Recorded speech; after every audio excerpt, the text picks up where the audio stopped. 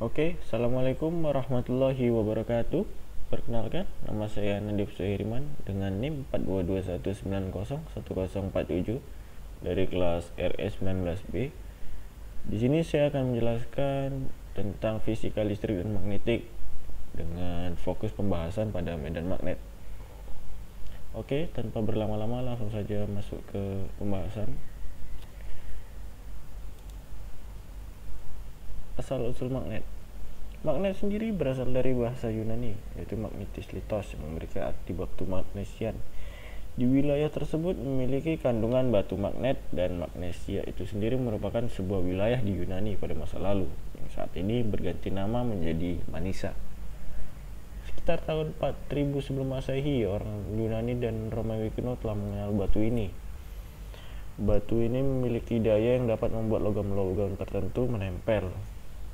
Pada sekitar tahun 2000 sebelum Masehi, orang-orang Cina telah menggunakan batu magnet untuk membuat alat penunjuk arah mata angin yang biasa kita kenal dengan kompas. Pada tahun 2000 sebelum Masehi juga orang-orang Cina telah mengembangkan pengetahuan mereka tentang medan magnet untuk mencari arah mata angin, yang pada saat itu mereka dalam medan perang, di mana situasi medan perang tersebut penuh dengan asap atau kabut ya. Jadi untuk para prajurit-prajurit mereka agar tahu arah di mana mereka akan tuju, mereka menggunakan arah mata angin. Jadi jauh sebelum kita gunakan untuk teknologi saat ini, bangsa-bangsa Cina telah menggunakannya terlebih dahulu. Oke, kita lanjut ke pengertian medan magnet. Medan magnet merupakan suatu medan yang dibentuk dengan menggerakkan muatan listrik atau arus listrik yang menyebabkan munculnya gaya di muatan listrik yang bergerak lainnya. Putaran mekanika kuantum dari suatu partikel membentuk medan magnet, dan putaran itu dipengaruhi oleh dirinya sendiri seperti arus listrik. Ini yang menyebabkan medan magnet dari ferromagnet atau magnet permanen. Medan magnet juga bisa disebut dengan vektor magnet, ya, berhubungan dengan titik-titik ruangan yang bisa diubah-ubah menurut waktu. Jadi ini pengertian medan magnet yang seperti kita tahu, magnet ini untuk menempel, selain untuk menempelkan bahan-bahan yang bisa ditempelkan magnet, banyak fungsi lainnya. Nanti kita bahas satu persatu sifat-sifat magnet. Oke, selanjutnya kita masuk ke sifat-sifat magnet. Magnet hanya menarik benda-benda tertentu di sekitarnya. Tidak semua jenis benda ditarik oleh magnet meski berada dalam jangkauannya. Ini merupakan sifat-sifat magnet yang pertama. Yang kedua adalah gaya magnet dapat menembus benda. Jadi walaupun kita batasi dia dengan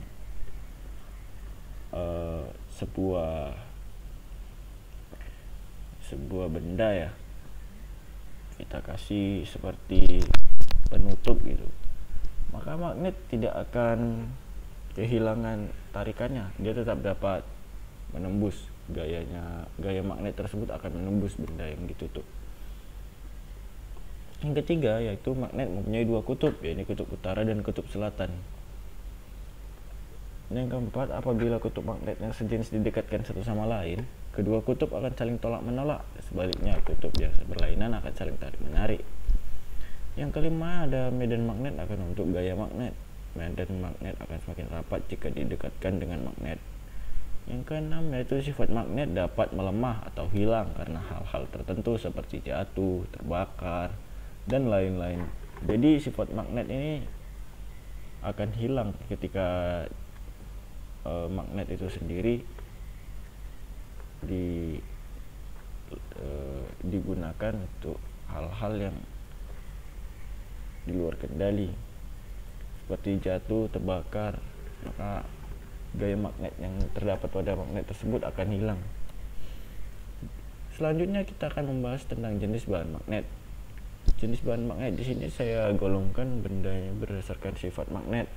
Yang pertama itu adalah bahan magnetik atau yang biasa disebut ferromagnetik. Ferromagnetik adalah benda yang dapat ditarik dengan kuat oleh magnet. Jika benda jenis ferromagnetik berada dekat dengan magnet, magnet akan menarik benda tersebut. Selain itu, Benda yang termasuk bahan ferromagnetik dapat dijadikan suatu magnet dengan proses-proses tertentu ya pastinya. Contoh bahan ferromagnetik adalah itu baja, besi, nikel, dan kobalt. Jadi bahan-bahan ini berfungsi sebagai media untuk magnet tersebut menarik satu sama lain. Kemudian ada bahan non magnetik yang di sini terbagi dua ya, paramagnetik dan diamagnetik. Yang pertama kita akan bahas tentang paramagnetik. Adalah benda yang dapat ditarik dengan lemah oleh magnet kuat. Sekuat apapun magnet. Jadi ketika dia didekatkan oleh bahan non magnetik, dia tidak akan menarik dengan sempurna, tidak seperti magnetik ferromagnetik. Benda yang dapat ditarik dengan lemah oleh magnet kuat dari paramagnetik contohnya aluminium, tembaga, platina, dan sejenisnya. Selanjutnya ada diamagnetik. Ini adalah benda yang menolak magnet. Benda ini tidak dapat ditarik sama sekali oleh magnet meski sangat dekat dengan magnet yang kuat. Nah, contoh benda diamagnetik adalah logam mineral yang diantaranya itu emas, timah hitam, seng, merkuri, dan lain-lain. Jadi meskipun kita memiliki magnet yang sangat kuat, ketika kita dekatkan dengan logam mineral, dia tidak akan menarik karena sifatnya itu dia magnetik. Oke, selanjutnya tentang bentuk magnet. Di sini kita punya beberapa bentuk magnet yang seperti kalian ketahui, macam-macam bentuk magnet. Kalian bisa melihat gambarnya di sini. Jadi magnet batang yang pertama bentuknya menyerupai batang atau balok atau kubus. Magnet silinder menyerupai tabung panjang. Yang ketiga ada magnet jarum, menyerupai jarum kompas dengan kedua ujung. Nah, magnet jarum ini yang biasa digunakan untuk kompas, untuk mengetahui arah hadap utara selatan. Kemudian ada magnet U, magnet ladam seperti tapak kuda, berbentuk seperti tapak kuda atau huruf U ya. Kemudian ada magnet cincin. Magnet ini berbentuk bulat menyerupai cincin, seperti namanya yang magnet cincin. Yang keenam adalah magnet keping. Magnet ini berbentuk menyerupai sebuah kepingan logam. Oke, selanjutnya membahas tentang kutub magnet. Magnet mempunyai dua kutub ya, seperti sifat-sifatnya yang tadi, kutub selatan dan kutub utara, yang memiliki sifat tarik-menarik saat dihadapkan dengan kutub yang berbeda, dan memiliki sifat tolak-menolak jika dia dihadapkan dengan kutub yang sama. Ketika sebuah magnet dipotong, satu magnet utuh dipotong, maka setiap potongan tersebut tidak akan hilang dari kedua kutubnya. Dari potongan tersebut, ia akan membuat kutub baru, yaitu kutub selatan dan kutub utara yang baru. Sudut yang terbentuk pada garis-garis gaya magnet yang bisa dilihat pada gambar ya, diilustrasikan pada gambar, adalah sudut deklinasi yang besarnya antara 0 sampai 20 derajat bergantung pada letak tempatnya. Oke, selanjutnya ada magnet elementer. Magnet elementer adalah suatu magnet dapat diibaratkan tersusun dari banyak sekali magnet-magnet kecil yang disebut magnet elementer. Pada benda magnet elementer ini tersusun rapi dan searah, sedangkan pada bukan magnet elementer terdistribusi acak. Bisa kita lihat benda magnet di sini memiliki panah yang lurus. Jadi kita ibaratkan panah yang di ujung yang seperti garis itu selatan, dan di ujung panah yang kanan itu utara. Kembali lagi selatan, utara. Jadi seperti ujung kiri panah itu selatan, ujung kanan panah itu utara. Jadi mereka saling tarik menarik satu sama lain.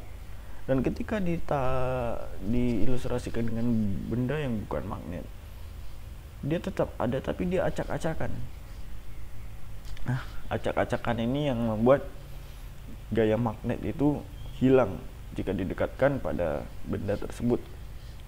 Oke, selanjutnya gerak medan magnet pada kawat berarus. Oke, di sini saya akan menjelaskan tentang gerak medan magnet pada kawat berarus.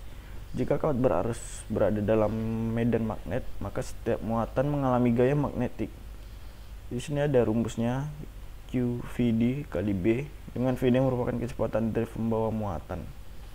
Jumlah muatan dalam potongan kawat ini sehingga merupakan jumlah N persatuan volume dikali volume.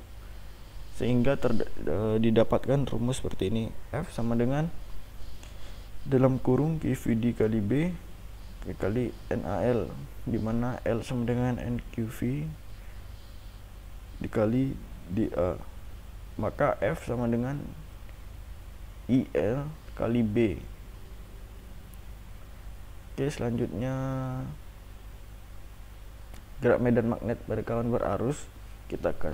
Saya akan menjelaskan contoh soal dari gerak medan magnet pada kawat berarus.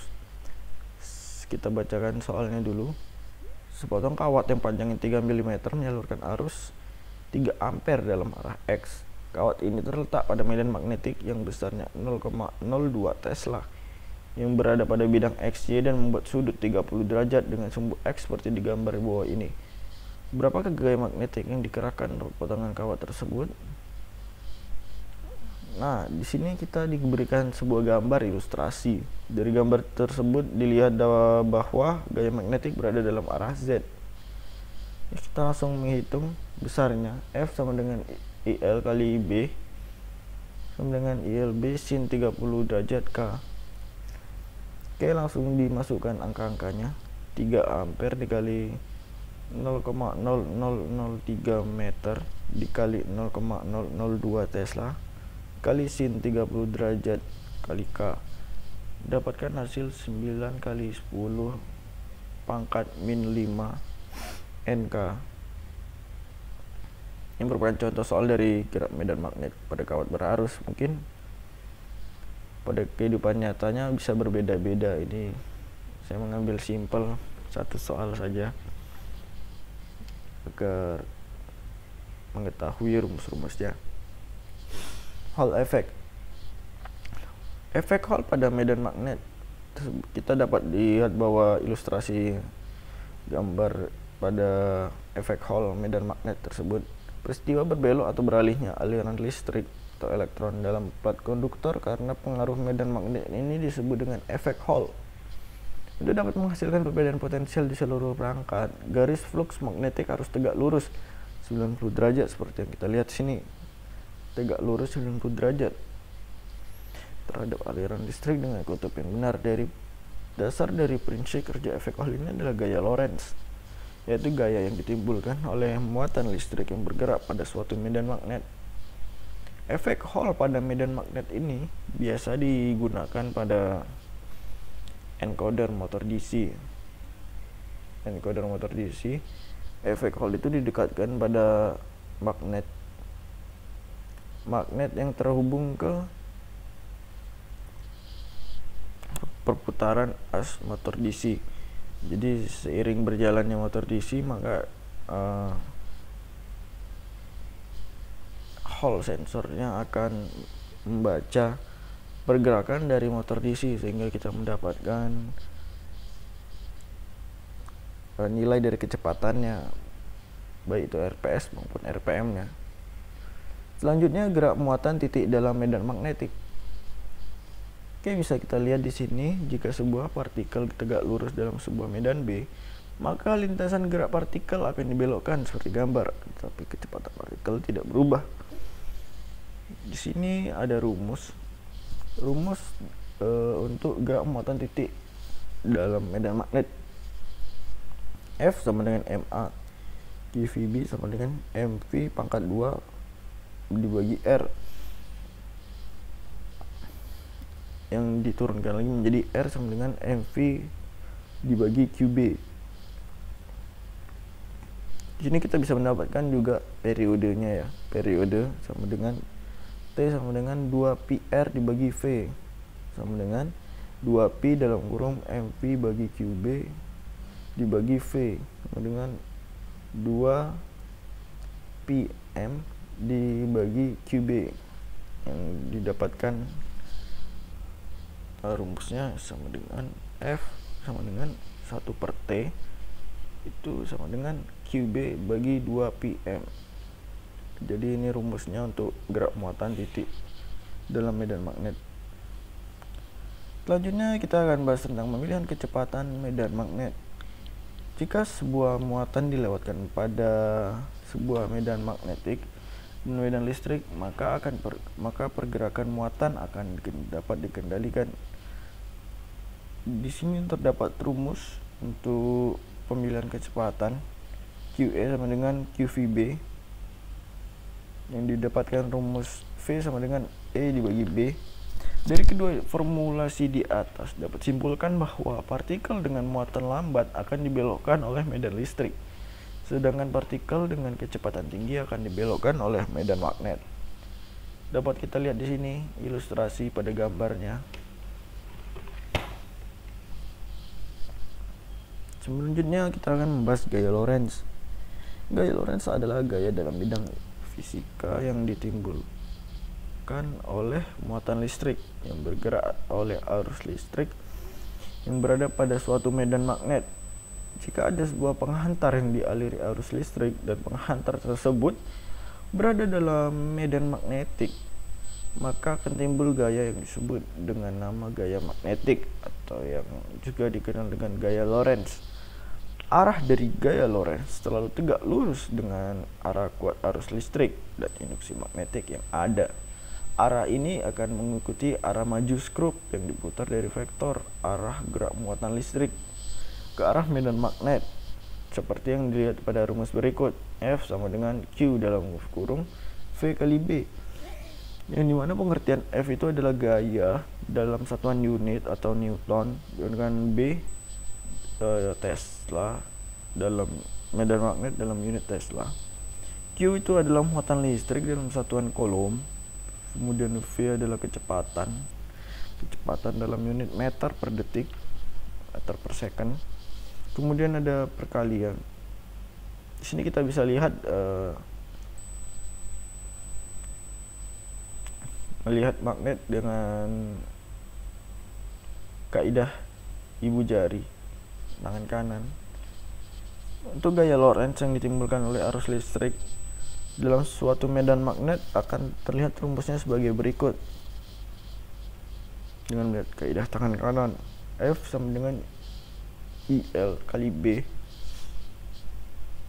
yang pengertiannya sama seperti tadi, cuman yang beda di sini adalah terdapat IL-nya saja. I merupakan arus listrik dalam satuan ampere dan L merupakan panjang kawat yang dialiri listrik dalam satuan meter. Jadi gaya Lorentz ini kita bisa menentukan gaya dalam satuan unit atau Newton. Selanjutnya contoh soal dari gaya Lorentz. Diketahui kawat lurus berarus listrik 2 ampere berada dalam medan magnet sebesar 0,5 Tesla yang arahnya tegak lurus terhadap arus. Jika gaya Lorentz yang bekerja pada kawat 2 Newton, maka panjang kawat adalah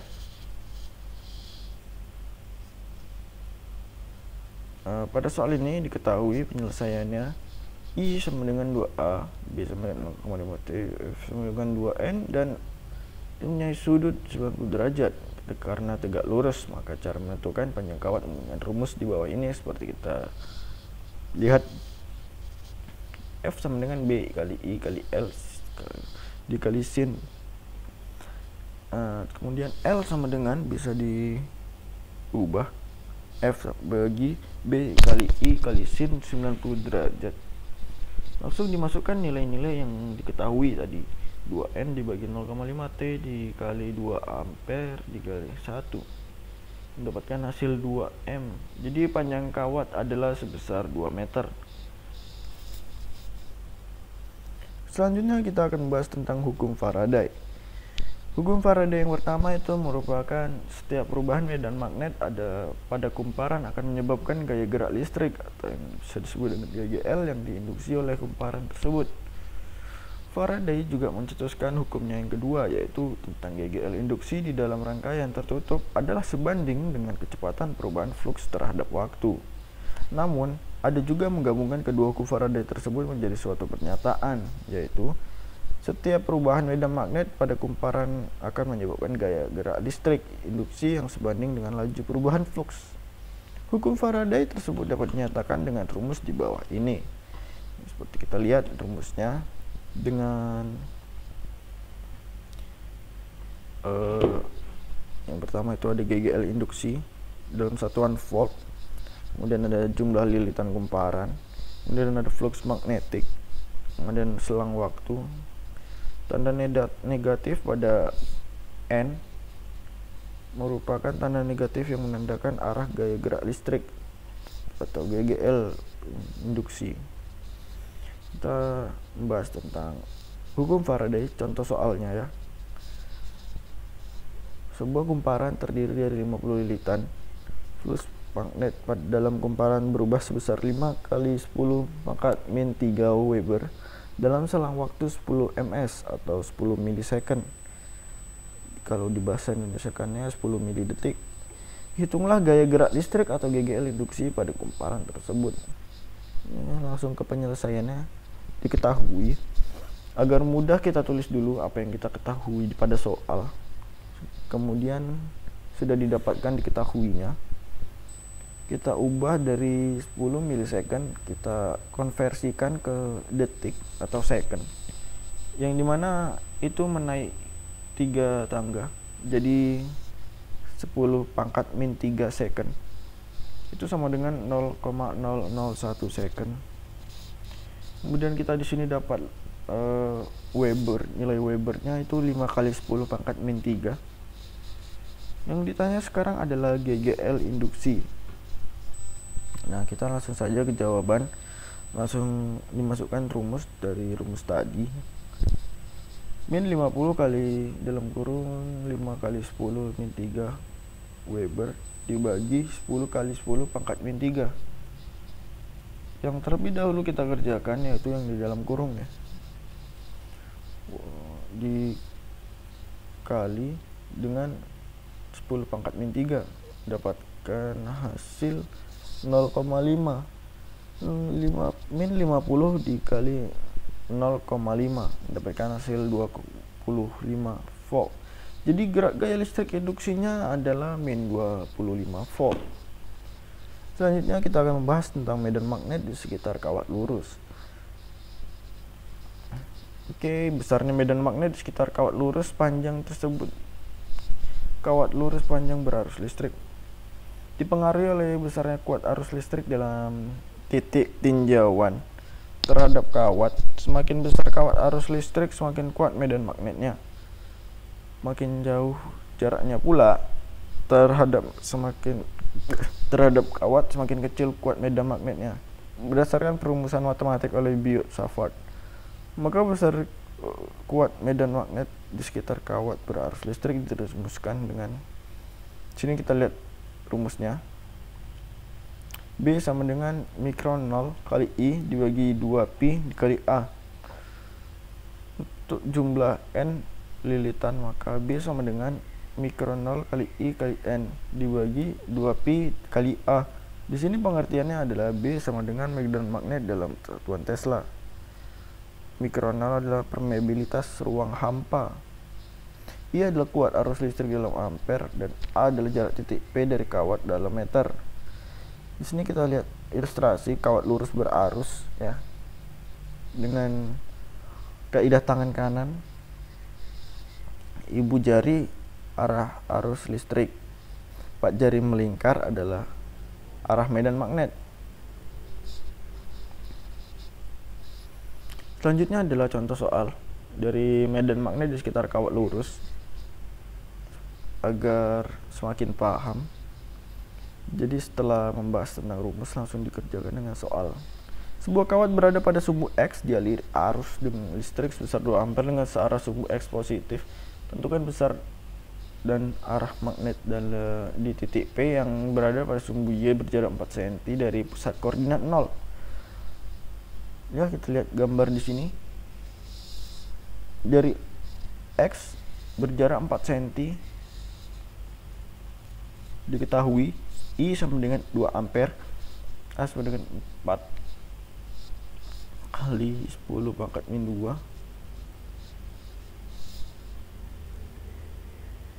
Ditanya besar dan arah B.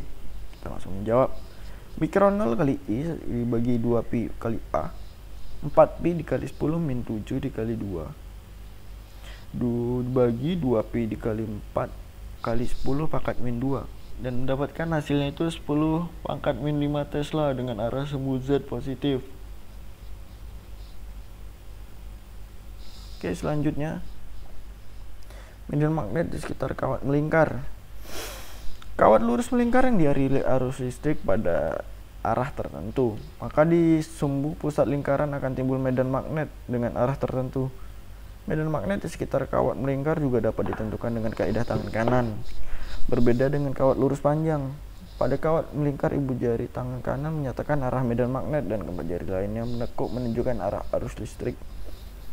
Seperti yang terlihat pada gambar. Konsepnya sama, hanya pemahamannya saja yang sedikit berubah.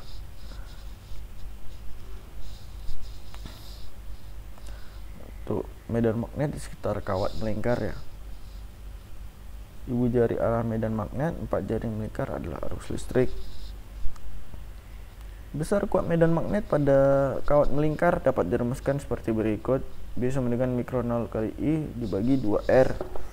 Itu jumlah lilitan itu B sama dengan mikronol kali IN dibagi 2R, dimana keterangannya itu B adalah medan magnet dalam Tesla, kuat arus listrik dalam satuan ampere, jari-jari lingkaran dengan satuan meter, mikronol adalah permeabilitas ruangan hampa, dan N jumlah lilitan.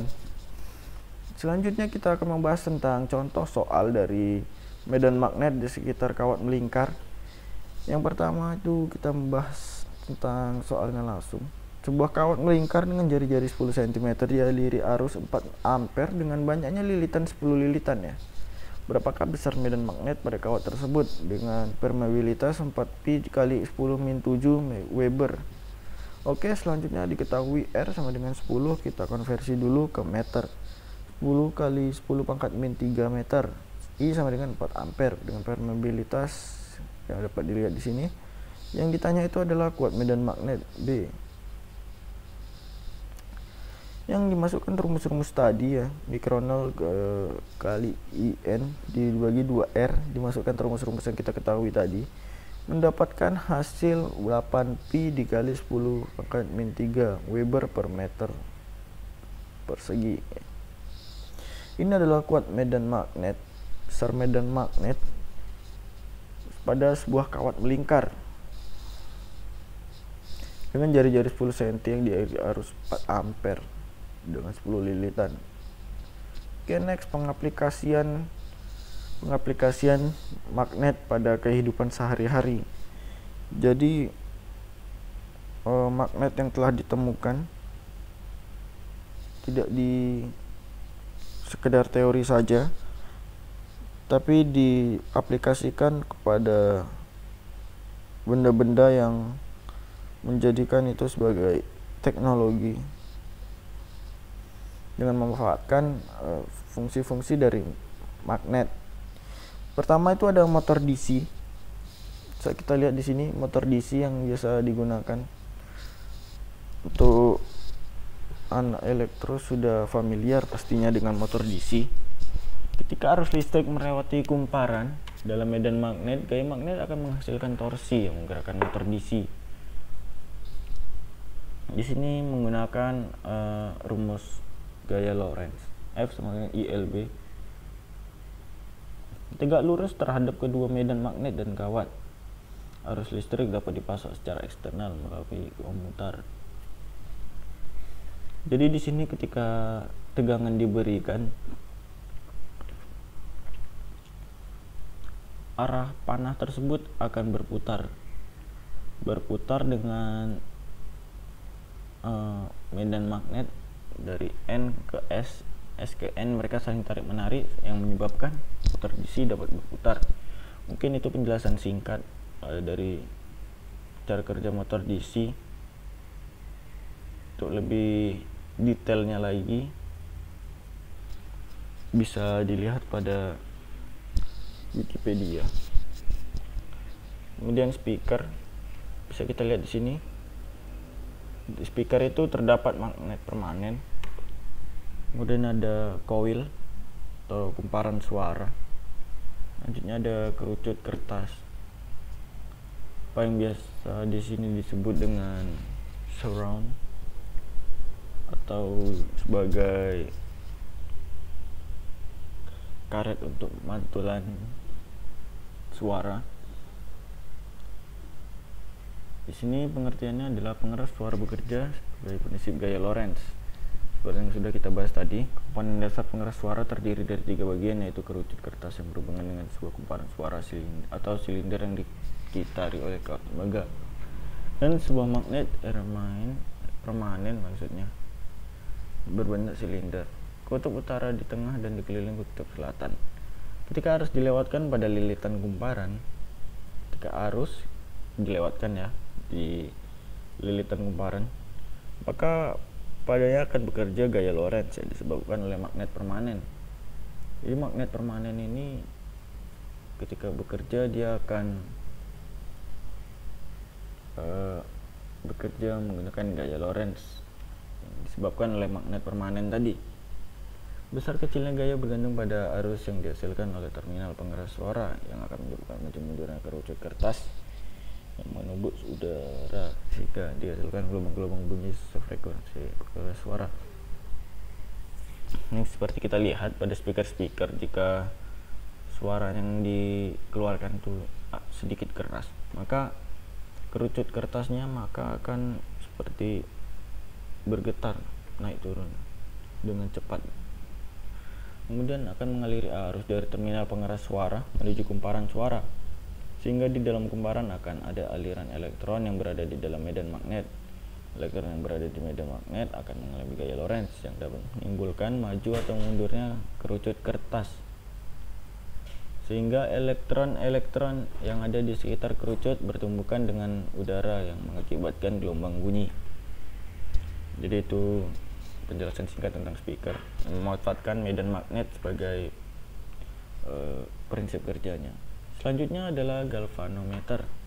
Penerapan gaya Lorentz yang lain untuk alat ukur listrik salah satunya adalah galvanometer. Galvanometer digunakan untuk mengukur arus listrik yang kecil. Prinsipnya kerjanya sama dengan motor listrik, motor DC kurang lebih, yaitu perputaran kumparan karena munculnya dua gaya Lorentz sama besar tapi berlawanan arah yang bekerja pada dua sisi kumparan yang saling berhadapan. Kawat tembaga dililitkan pada inti besi lunak berbentuk silinder membentuk suatu kumparan diletakkan di antara kutub-kutub sebuah magnet permanen. Arus listrik memasuki dan meninggalkan kumparan melalui pegas spiral yang terpasang di atas dan di bawah kumparan. Maka sisi kumparan yang dekat dengan kutub utara dan kutub selatan mengalami gaya Lorentz yang sama tetapi berlawanan arah, yang akan menyebabkan kumparan berputar. Putaran kumparan ditahan oleh kedua pegas spiral sehingga kumparan hanya akan berputar dengan sudut tertentu. Putaran dari kumparan diteruskan oleh sebuah jarum untuk menunjukkan pada skala tertentu. Maka yang ditunjukkan oleh skala menyatakan besar arus listrik yang diukur. Seperti yang sudah kita gunakan sebelumnya alat galvanometer ini. Angka yang ditunjukkan oleh skala menyatakan besar arus listrik yang diukur. Jadi ketika dia dilepas dari sumber, maka skalanya itu akan kembali ke 0 yang memanfaatkan fungsi pegas. Namun ketika dihubungkan ke arus listrik, magnet akan menggerakkan jarum menuju skala yang diukur. Oke, mungkin itu saja pembahasan dari saya mengenai medan magnet. Kurang lebihnya mohon dimaafkan. Mungkin ada kesalahan dalam penjelasan, mohon dimaafkan. Mungkin segitu saja presentasi dari saya. Saya Nadif Suheriman dari RS19B. menyudahi presentasi ini. Assalamualaikum warahmatullahi wabarakatuh.